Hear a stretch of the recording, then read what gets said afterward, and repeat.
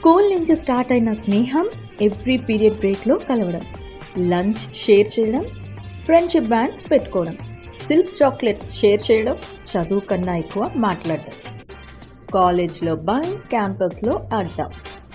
కాలేజ్లో ఫ్రెండ్స్తో life full మస్తీ, photos, pranks, late night calls, lectures కన్నా లాటర్ ఇంపార్టెంట్ అనిపించింది. ఆఫీస్లో అయితే కాఫీ బ్రేక్స్, వీకెండ్ హ్యాంగ్అవుట్స్. ఈ రోజుల్లో ఓన్లీ హ్యాపీ ఫ్రెండ్షిప్ డే స్టేటస్లో. ఈ మధ్య బిజీ లైఫ్లో కలవడం తక్కువ అయినా కానీ ఒక్క ఫోన్ కాల్, ఒక్క మెసేజ్ చాలు మనకి అంత సపోర్ట్ చేయడం కోసం. స్కూల్ నుంచి ఇప్పటి వరకు ఉన్న ఫ్రెండ్ అంటే అది ఒక బ్లెస్సింగ్ లానే. ఒకప్పుడు ఫ్రెండ్షిప్ అంటే గ్రీటింగ్ కార్డ్స్, టాఫీస్, చిన్న చిన్న ఫైట్స్. ఫ్రెండ్స్ బర్త్డే అంటే hand made gift compulsory. Time లేకపోయినా బాండ్ మాత్రం ఉంటుంది. ఎంత బిజీ అయిపోయినా బాధలో ఫస్ట్ గుర్తు వచ్చేది ఫ్రెండ్.